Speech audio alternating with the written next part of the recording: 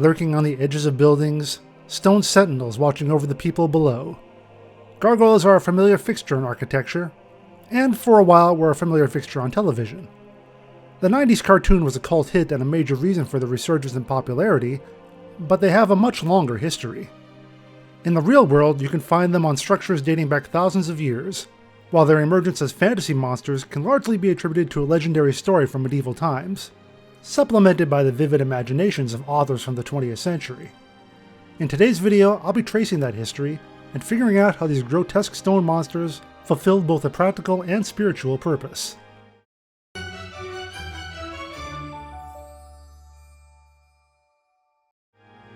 The word gargoyle comes from the French word for throat, and shares its origins with the word gargle, which is something you can do with water in your throat.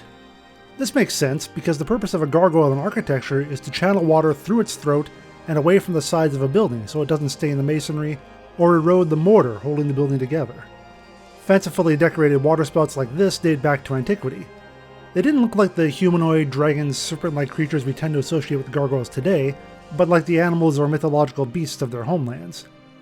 Technically, the word gargoyle refers to any such adornment, not just the ones that have the forms we associate with the term today. Also, a monstrous statue on a building that is purely decorative and doesn't serve as a conduit for water is technically called a grotesque, or sometimes a chimera when it incorporates features from multiple animals, but I'll use the familiar term gargoyle throughout this video. Regardless of their exact appearance, gargoyles go back thousands of years, to at least ancient Egypt, where they were often depicted as animals like lions. This one from the Temple of Hathor doesn't eject water through its mouth, but via a channel below the head. Similar gargoyles can be found on ancient Greek temples as well. So what's the oldest known gargoyle? If you do an internet search for that, you'll likely find a reference to something existing around 13,000 years ago in Turkey. I couldn't find a primary source for this, and some sources say 13th century instead of 13,000 years ago, so this is probably a case of one spurious claim being accepted as fact and endlessly repeated, sometimes incorrectly. The closest I could get was animal reliefs and statues found in Göbekli Tepe, an ancient settlement in Turkey that dates back to the 9000s BC, but that's still off by a couple thousand years, and the sculptures there don't really seem to fit the modern definition of gargoyles. Still, it's reasonable to think that sculptures shaped like beasts have existed since people could carve stone, so the true oldest gargoyle is probably older than recorded history. As for when gargoyles were first recorded as fantasy monsters, that's a little easier to track, and it's more like the 1300s, rather than 13,000 years ago. Once upon a time, many years ago, a town was being terrorized by a fearsome dragon until a saint came along and defeated the beast, saving the townspeople. If this sounds familiar, that might be because you've seen my video about St. George and the Dragon, which follows pretty much the same template. I guess medieval hagiographers had as much trouble coming up with original ideas as modern filmmakers.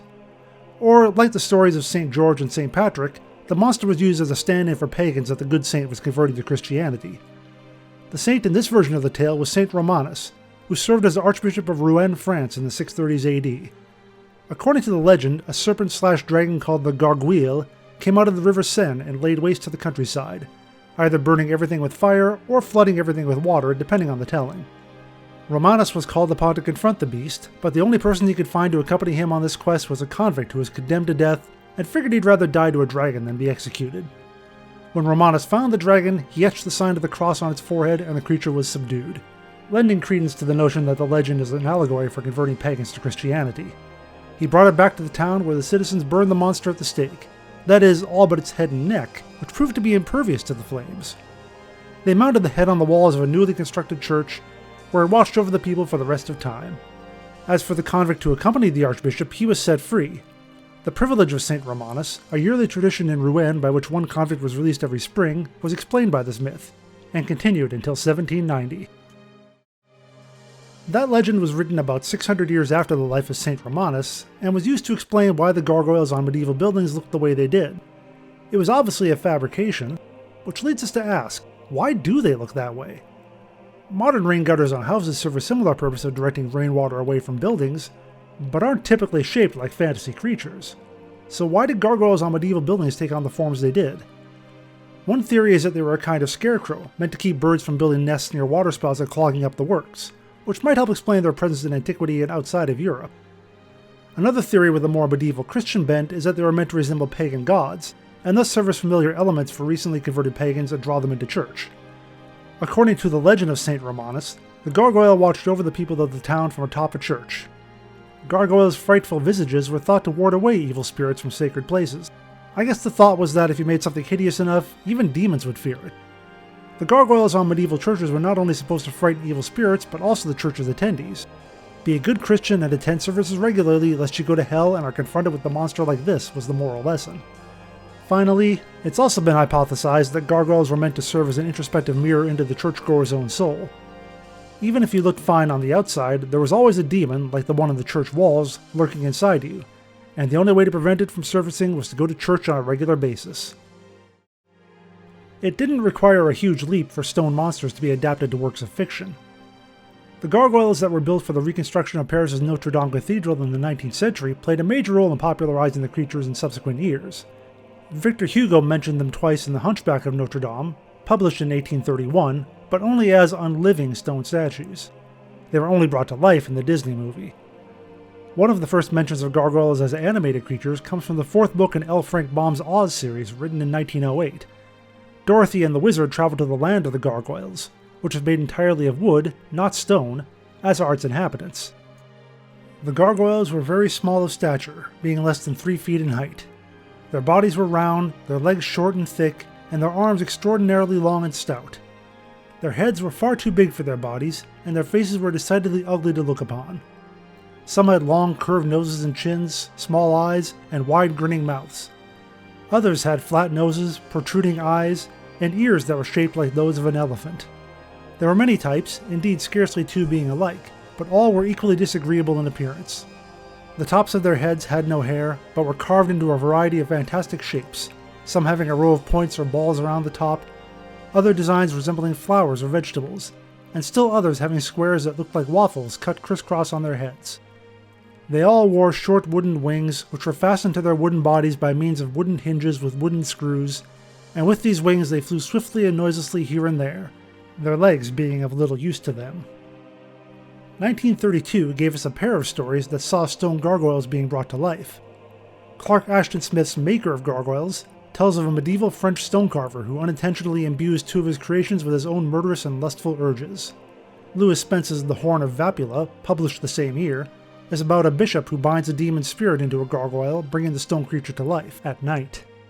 Gargoyles animated by accident or on purpose by humans is a popular theme, but they can also exist as a species in their own right, like in the Oz book, or in the 1972 movie Gargoyles, which cast them as a kind of reclusive cryptid species.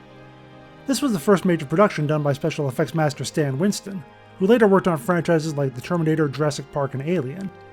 Speaking of Alien, some recent gargoyles have been made to resemble pop culture icons, like the alien xenomorph found on Scotland's Paisley Abbey, or Darth Vader, which you can see high up on the exterior of the Washington National Cathedral. Let's hope these ones don't suddenly come to life. A few years after the Gargoyles movie, the creatures received an entry in the first Dungeons & Dragons Monster Manual, where they were described as ferocious predators of a magical nature who love best to torture prey to death. And of course, the cartoon series from the mid-90s was a cult hit that remains popular today, flipping the script and portraying gargoyles as heroic figures rather than demonic monsters. In that show and other modern works, gargoyles have lost virtually all connection to their religious roots and the ancient legends that spawned them, as well as their real-world function as drainage systems. Whatever their origin or their purpose, gargoyles have cemented themselves as a staple of popular culture. Like the stone they're made of, they'll likely endure for centuries more, reflecting humankind's imaginative nature and fears, and, like the humans who created them, will continue to evolve to fit the changing nature of storytelling. Thank you so much for watching this video about gargoyles. Please like and subscribe if you enjoyed it, and leave me a comment letting me know what you thought, or if you have a suggestion for a future video. Until next time, may the watchful eyes of gargoyles keep you on the straight and narrow.